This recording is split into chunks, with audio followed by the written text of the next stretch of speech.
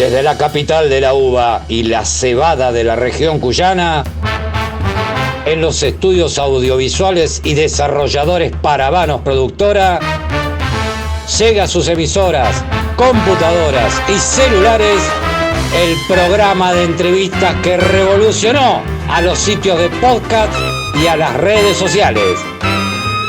Entrevistas epistemológicas.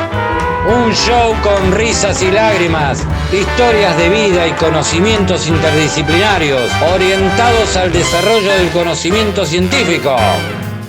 Con el conductor del siglo, el histriónico e improvisado Gabriel Paravano, el epistemólogo ebrio.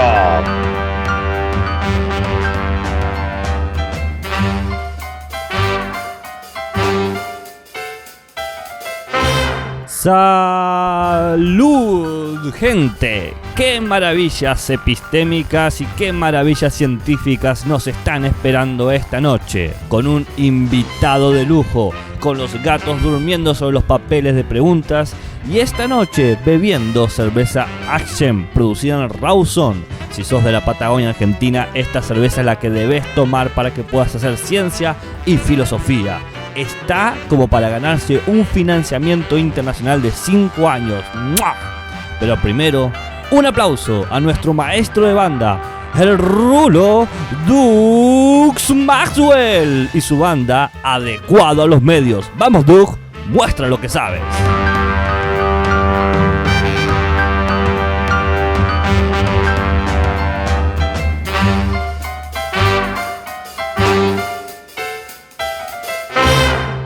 Bienvenidos a este serial de entrevistas que yo, Gabriel Paravano, el epistemólogo ebrio, les trae con un micrófono en una mano, la cerveza en otra. Hay muchas chances de que las preguntas no nos lleven a ningún lado. Antes de presentar al invitado de la noche, permítanme explicarles de qué va todo esto.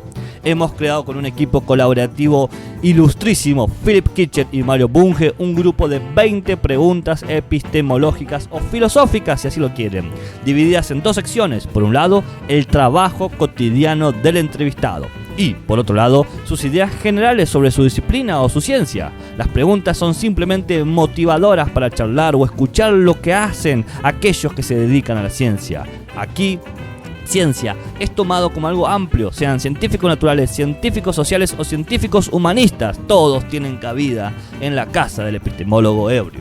Los entrevistados son libres de contestar las preguntas que quieran. Por ello, algunos respondieron todo, otros un 50% y otros nos colgaron el teléfono en nuestras narices y hasta nos bloquearon en las redes sociales. No hay problema, los filósofos estamos acostumbrados a los malos tragos. Salud, action por ello.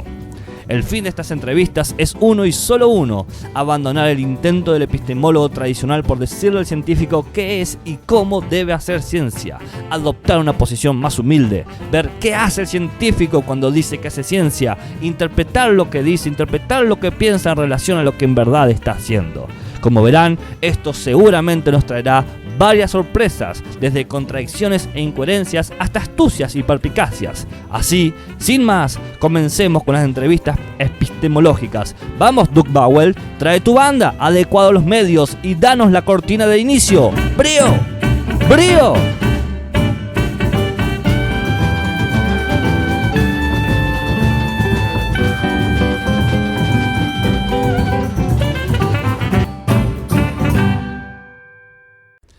Salud. Hemos llegado a la última de las entrevistas epistemológicas. Se termina este ciclo, así que por favor avisen si quieren que busquemos más gente para entrevistar, si les gusta este estilo, y si no, bueno, qué sé yo, cerveza en un bar y a otra cosa mariposa.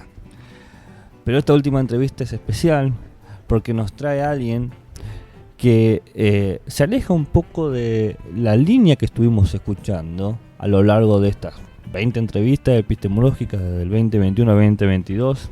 Es Alberto Janowski, que si bien título de base es biólogo formado en ciencias naturales, es zoólogo, lo cual me parece exquisito.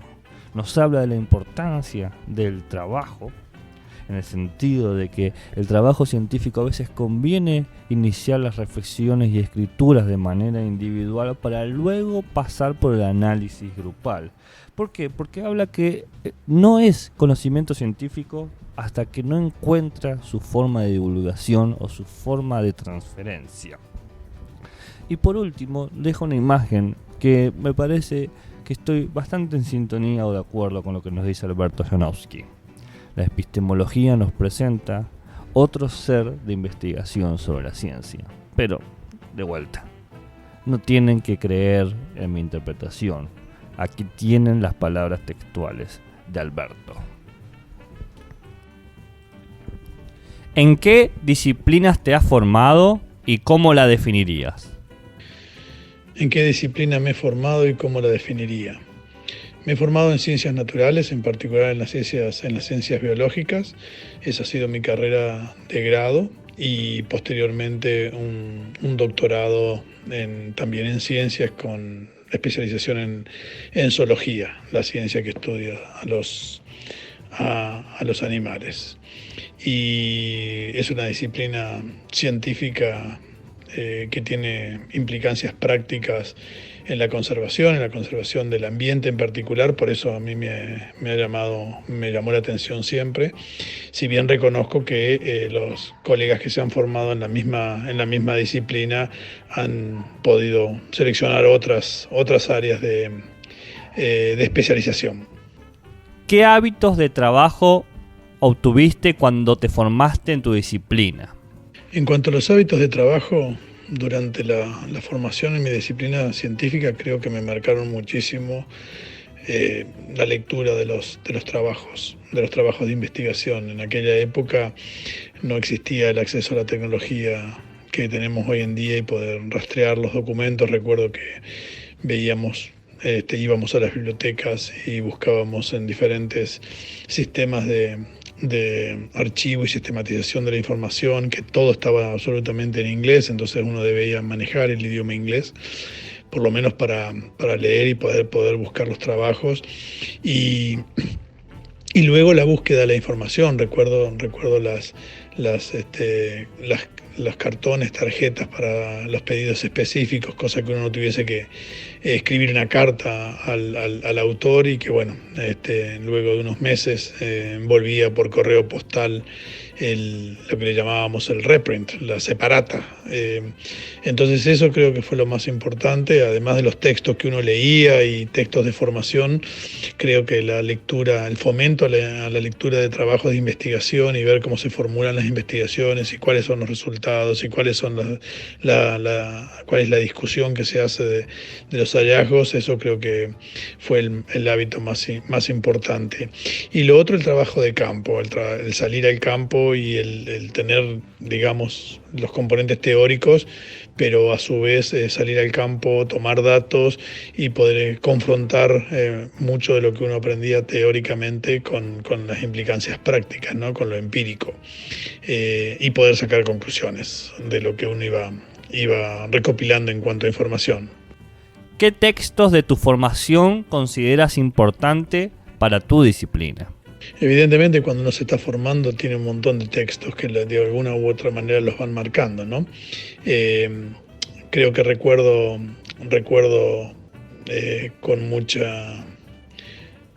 cariño, con mucho apego, cuando sale la obra de ecología de Margalef, que era la primera obra escrita en español que no contenía errores de traducción. Hasta ese momento las obras de ecología general que teníamos eran documentos traducidos del inglés, pero recuerdo Ecología de Margalef del año 1980 como un libro muy grande, muy gordo, y que tenía diferentes capítulos que abarcaban todas las diferentes áreas del conocimiento de la ecología, pero que a mí me interesaba en particular ecología de poblaciones y ecología de comunidades, pero todas las interacciones con las otras disciplinas que tenían que ver con la geología, con la evolución, que tenían que ver con la climatología, con la geografía física, la geografía humana. Así que bueno, creo que esa es la obra más importante, ¿no? La obra esta de Margalef. ¿qué aspectos históricos conoces de tu disciplina? En términos de qué aspectos históricos conozco de la disciplina científica, bueno, hay varios eventos históricos. Por un lado, no está directamente relacionado a lo que tenga que ver con la conservación de la biodiversidad, pero el descubrimiento de todo lo que tenga que ver con los aportes, la cadena ADN, la forma en que la célula se comunica y la forma en la que las mitocondrias juegan un rol importante, todo lo que tenga que ver con la histología y con la fisiología, de una u otra manera nos permite entender cómo funcionan los ecosistemas, ¿no? Son como diferentes niveles de complejidad. Y todos esos avances son importantes porque de alguna manera nos ayudan a entender los aspectos generales de la biología de la conservación. Por un lado, porque tenemos especies, individuos que pertenecen a un mismo grupo, y que además esos individuos tienen a su vez, no son todos iguales, tienen diversidad genética, son diferentes, pero pertenecen a la misma especie. Y esos individuos congregados forman comunidades, ¿no? de plantas y animales sobre un tipo particular de hábitat. Y toda esta información nos permite integrarla. Por un lado, lo que es la disciplina científica y en lo que a mí más me interesa y valoro, que tiene que ver con los aspectos de las políticas públicas, ¿no? Porque por un lado tenés lo que es la actividad, digamos, de la biología de la conservación en sí, con los avances, y lo otro tiene que ver con nuestra supervivencia como especie, nuestra supervivencia, nuestra calidad de vida por el tipo de ambiente en el que vivimos y cómo lo estamos deteriorando o mejorando. Así que hay varios eventos. El informe Brundtland en la década del 70 es un informe con base científica que nos empieza a abrir los ojos. De ahí al 92, que es la cumbre de Río, donde se discuten grandes temas a nivel de políticas internacionales, hay varios eventos, varios hitos de aporte científico, y desde que se aprueban, digamos, o se comprometen los países a avanzar eso bajo tres grandes áreas: cambio climático, biodiversidad y desertificación. Entonces tenemos los paneles intergubernamentales, que son paneles científicos, que lo que hacen es proveer información, colectan la información, la sintetizan y la ponen a disposición de quienes asesoran, digamos, a los órganos subsidiarios de las convenciones. Entonces, para mí todo eso es extremadamente importante. Después hay pequeños eventos de contribuciones científicas, que muchas de ellas tienen que ver con analogías, ¿no? O sea, se traen conceptos de otros sectores. Hoy hablamos todos de resiliencia, pero hace 20 años nadie hablaba de resiliencia. Era un concepto que estaba relacionado a otras disciplinas científicas. Entonces, todas estas analogías de traer conceptos de otras áreas y poner a prueba su operatividad como hipótesis dentro de nuestras disciplinas, para mí son todos hechos históricos muy importantes. ¿Prefieres realizar tu trabajo científico de manera individual o grupal? Con respecto a si me prefiero realizar el trabajo científico de manera individual o grupal, depende del tipo de trabajo. Muchas veces es mucho más fácil poder desarrollar un trabajo de manera individual y luego someterlo a un análisis grupal, en donde creo que todos tenemos diferentes habilidades y diferentes limitaciones. Entonces, poder desarrollar algo intelectual como en nuestro trabajo científico, a veces el experimento, si es que uno hace un experimento, o la colecta de información, puede ser algo grupal. El análisis intelectual a veces es más difícil que sea grupal. Entonces, yo estoy convencido, por lo menos por una experiencia, que el aporte individual es, digamos, el que prevalece en mi área, y pre o post un trabajo más grupal, ¿no? En donde cada uno hace aportes, mejora, pone en duda o critica o desafía, digamos, ciertos conceptos. Así que es una mezcla de individual o grupal. Creo que el trabajo intelectual en sí, el específico, es de manera individual. Y la instancia, obviamente, de mayor validación y discusión para poner en prueba lo que se está diciendo, poner a prueba lo que se está diciendo, es más un trabajo de tipo grupal. ¿Cómo explicarías tu actividad científica en tu trabajo cotidiano? En el tema del día a día, básicamente es muy complejo, básicamente porque no soy un investigador 100% a tiempo completo, digamos. Combino mis actividades de investigación con otras actividades que tienen que ver con consultorías, aportes, asesorías o inclusive moderar o presidir diferentes instancias internacionales o actuar de revisor. Entonces es una mezcla de actividades, hay diferentes roles, a veces soy el investigador de laboratorio, a veces soy el investigador bibliográfico, a veces estoy presidiendo o estoy moderando y a veces estoy debatiendo. Entonces es complejo. Lo que sí puedo afirmar es que no hay monotonía, no hay nunca monotonía, nada, ningún día es igual a otro. Y cada vez uno va tomando mayores compromisos y cada vez cuesta más encontrar ese espacio de tranquilidad para desarrollar el trabajo intelectual que la investigación científica requiere, ¿no? De estar tranquilo, poder pensar, leer, escribir, reescribir, debatir con colegas. Ese espacio que quizás uno tenía hace 20, 30 años, es un espacio que se extraña mucho. Pero creo que tiene que ver también con la madurez profesional de cada uno, ¿no? Uno es más monoespecífico cuando recién se inicia en los primeros años y luego uno empieza a ser un poco más abarcativo y obviamente tratar de atender otro tipo de demandas. ¿Cuáles son los problemas que consideras más difíciles de tu trabajo científico? Fuera de lo dicho, quizás una de las cuestiones que es más difícil es armar la comunicación científica. Todos sabemos que nada de lo que hacemos e investigamos es conocimiento científico, hasta tanto no pase por estos estándares internacionales de la divulgación científica. Entonces, quizás uno de los mayores desafíos o problemas es cómo transformar eso en un documento, una instancia de validación expositiva que sea creíble. ¿Cuáles son los problemas que considera más fáciles de tu trabajo científico?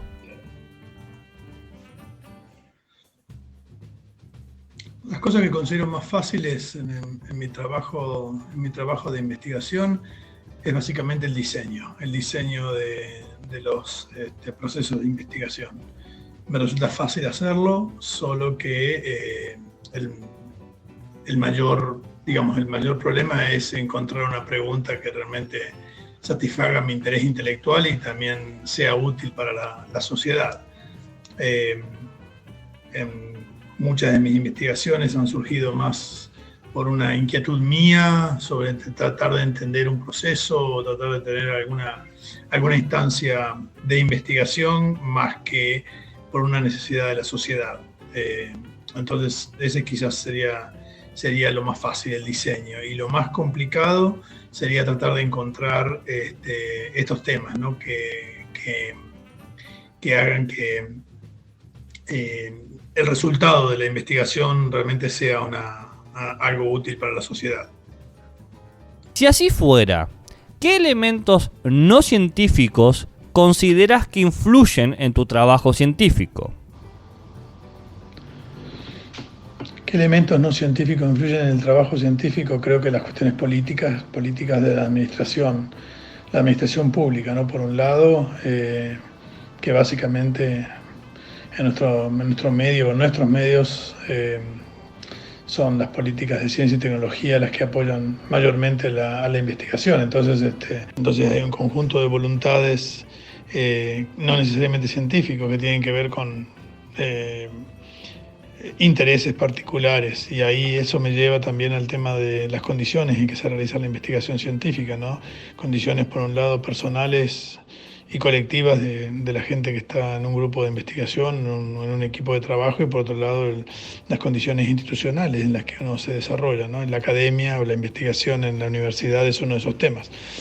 Uno a veces escucha, bueno, que tenés un cargo en la universidad, un cargo docente que te exige horas de investigación, o viceversa, un cargo de investigación que te exige algunas horas de docencia. Entonces, temas no científicos como la docencia podrían ser otra de las cosas que influyen. Esto es independientemente del estado de ánimo, la voluntad, la habilidad y el interés, la motivación que tenga alguien en hacer investigación. ¿Qué consejos le darías a alguien que se quiera dedicar a tu disciplina? No suelo dar consejos, siempre me miro yo como investigador y lo que han sido todos estos años, más de 3 décadas de investigación y cómo uno surge, ¿no? Entonces, alguien que quiera dedicarse a lo que yo hago requiere esfuerzo, requiere arriesgarse, requiere tener una pareja que te acompañe en esas iniciativas, a menos que seas un solitario y que seas feliz siendo solo, obviamente, estando solo. Entonces, tiene mucho que ver con eso, tiene que ver con el hambre que uno tenga de hacer investigación, con la avidez con la que uno tome ciertos desafíos que impone el entender que algo pasa y por qué pasa. Así que, nada, alguien que quiera ser un investigador en las ciencias naturales necesita tiempo, necesita inversión, necesita jugarse, necesita ensayo y error, y obviamente vamos a tener un montón, o va a tener un montón de tropiezos que no tienen que apartarte de la meta, ¿no? De hacer investigación, dar a conocer y de alguna manera hay un capital simbólico puesto en juego que es el ser reconocido por lo que uno hace, ¿no? Bueno, acabo de terminar con las 10 preguntas de la parte 1 de actividad científica. Me siento totalmente realizado en un 50%. ¿Cómo definirías a la ciencia? ¿Cómo definiría la ciencia? Para mí, bueno, fuera de todas las definiciones o la definición que tenemos, ¿no? Para mí la ciencia es un proceso que hemos creado con una analogía jurídica muy fuerte, en donde surge un problema, un planteamiento, un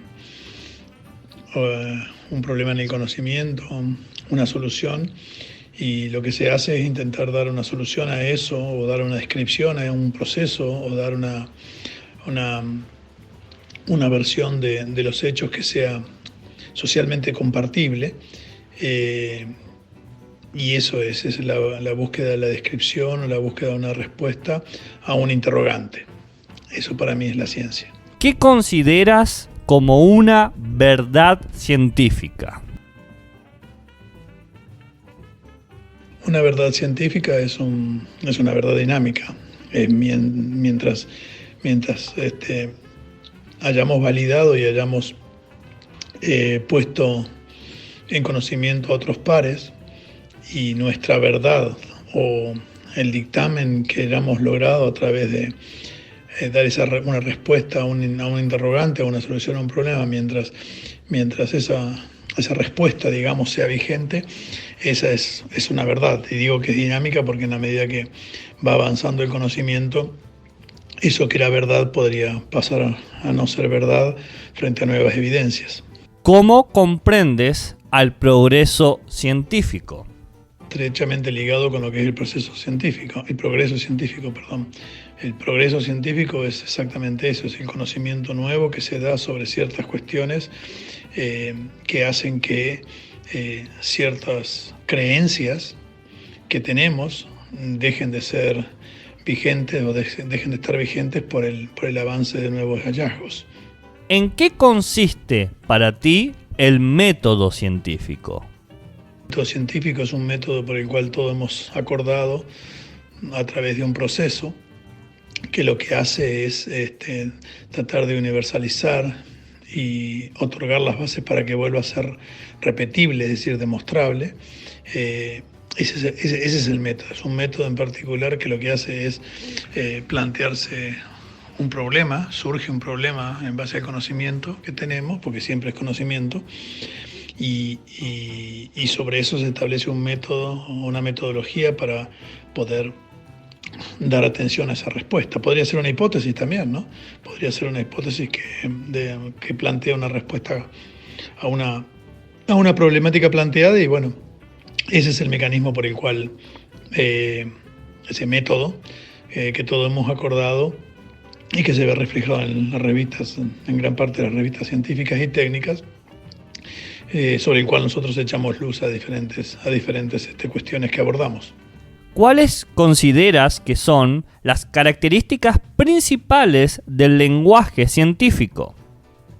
Creo que las características propias del lenguaje científico dependen mucho de las disciplinas, ¿no? No es lo mismo el lenguaje científico de la lógica, las matemáticas, que el lenguaje científico que usamos en las ciencias naturales, pero lo cierto es que hay un consenso entre todos los usuarios, entre todos los que usamos ese lenguaje o trabajamos en esa disciplina, que hace que tengamos un lenguaje que sea convencional, ¿no? Que está, de hecho, las nuevas palabras, los nuevos conceptos normalmente han sido instaurados en inglés y hasta tenemos problemas para la traducción a veces. Pero básicamente es un vocabulario, un conjunto de conceptos y vocabularios que es unívoco, y por eso siempre hablamos de los conceptos cuando hacemos investigación, ¿no? Cuando estamos supervisando una tesis, por ejemplo, de que los conceptos sean los correctos. Y siempre es un lenguaje denotativo, ¿no? Siempre las palabras son precisas, son exactas. Y bueno, y eso es lo que caracteriza el lenguaje, por lo menos en las ciencias naturales, y creo que es una característica de todos los lenguajes de las diferentes disciplinas científicas. Alguna vez en metodología alguien me habló de un sistema de creencias, y básicamente es eso, un sistema de creencias, y hasta el concepto y las palabras y la adjetivación van evolucionando como parte de ese proceso de investigación y proceso de progreso científico. ¿Cómo definirías al sujeto que hace ciencia? El sujeto que hace ciencia es un sujeto que tiene, siempre digo que es un sujeto empírico y un sujeto epistémico, ¿no? Por un lado es alguien que está observando la realidad y ve patrones y ve características que de alguna manera las quiere universalizar, quiere brindar las bases para que sea demostrable y que otro también crea en lo que yo estoy viendo. Ese sujeto que hace ciencia, que juega a las veces de un sujeto empírico y un sujeto que valida en base a la teoría y valida en base a la práctica, a la empiria, ese es el sujeto que hace ciencia, que es el famoso científico e investigador. En mi ámbito hasta hemos empezado a hablar de investigador científico para poder diferenciar al que hace ciencia de otros investigadores que no necesariamente hacen ciencia. La analogía jurídica me parece perfecta, de poner todo el esfuerzo en la colecta el juntar evidencias para poder dictaminar sobre algo que creemos que es lo correcto o que es la verdad. Y entonces, finalmente, en ese proceso de investigación, los resultados son los que nos indican si tenemos evidencias o no tenemos evidencias para refutar o no refutar esa respuesta, que puede ser una hipótesis, pero que en definitiva es una respuesta a una problemática planteada. ¿Cuáles son los aspectos negativos que observas en la ciencia? Los aspectos negativos que observo en la ciencia básicamente tienen que ver con que a veces la ciencia duele, ¿no? Y no dejamos de ser sujetos que tenemos sentimientos, sujetos que tenemos pasión por ciertas cosas. Lo vemos desde el momento en que arrojamos un resultado que no nos dice una verdad que puede doler, una verdad que puede afectarnos, hasta una verdad que no justifica el lanzamiento al mercado de un producto porque no atiende al 80%, 90% de la población. Y entonces siempre está ese riesgo que en estadística lo llamamos de cometer error de tipo 1, error de tipo 2, que tiene que ver con eso, ¿no? No tener evidencias suficientes para refutar una hipótesis, o que el análisis de los datos no nos haya llevado por el camino correcto, no haya habido una buena técnica de muestreo, y estemos refutando algo que realmente era verdadero, o algo que, aceptando algo o no teniendo evidencias para aceptar algo que nos priva tener un mejor bienestar. Eso creo que son los aspectos negativos de la ciencia. También la gente que hace uso de la palabra ciencia o científicamente demostrado, cuando no hay tal evidencia por detrás. Y lo vemos en el caso de muchas teorías de la conspiración, ¿no? Donde, y lo hemos visto con la pandemia, y lo hemos visto con el tema del COVID. ¿Cuáles son los aspectos positivos que observas en la ciencia? Los aspectos positivos de la ciencia creo que es un mecanismo de la sociedad que está instaurado para poner ciertas reglas. Como tenemos reglas para el cuidado ciudadano, también tenemos reglas para la ciencia, para aceptar qué es lo que sabemos, mientras nadie lo demuestre lo contrario. Son los aspectos positivos, ¿no? Es como acuerdos o pactos en la sociedad, en los que hacemos parte de la sociedad para creer en algo, y en ese algo es el conocimiento. ¿Qué científico o científica consideras indispensable conocer para entender a la ciencia actual? Científico que considero indispensable conocer para entender la ciencia actual, yo creo que lo que habría que hacer es a todos darle la oportunidad de conocer a un Charles Darwin, o conocer a un Lamarck, siempre en mi área, ¿no? Para poder extrapolarlo y sacarlo de esa sociedad en la que vivieron, y ponerlo en la actualidad. Y eso nos va a permitir a nosotros entender un montón de condiciones y modos de hacer investigación, y de qué es lo que se permite hacer, qué es lo que permite la ciencia a ser aceptado como conocimiento. ¿Crees que la epistemología tiene o puede tener algún lugar en tu disciplina? Convencidísimo que la epistemología, ese otro ser, ese otro investigador, ese otro sujeto de investigación, en mi área por lo menos, en donde lo que hace es trabajar sobre ese conocimiento y tratar de entender por qué ese conocimiento surge, cuáles son las consecuencias, y entender el ámbito en el cual se desarrolla. En las ciencias naturales es algo así, más con la degradación ambiental que existe hoy. Todo el tema de epistemología ambiental es una disciplina fantástica, que está aportando mucho conocimiento, y que está tomando diferentes analogías de diferentes disciplinas científicas que hace unos años atrás, con lo mismo cuando yo estudiaba, la sociología y la biología eran disciplinas totalmente separadas, o la geología, inclusive la psicología, y hoy en día hay como convergencias y analogías entre las diferentes disciplinas que hacen que surjan diferentes disciplinas, diferentes ámbitos de investigación, y donde la epistemología juega un rol muy importante, realmente. Si tuvieras que tomarte una cerveza, ¿cuál, en dónde y por qué? Sin lugar a dudas, me tomaría una cerveza negra, preferentemente una Guinness, pero podría ser otra, y no la tomaría solo, siempre acompañado. Cuanta más espuma tenga, mejor. Y una cerveza negra, alemana, bien opaca, cuanto más oscuro sea mejor, y ese sabor fuerte que te recuerda al chocolate, y que te deja ese sabor y ese paladar con una sustancia que, aún después de haberla tomado, te queda en la garganta, así que sin lugar a dudas una cerveza negra.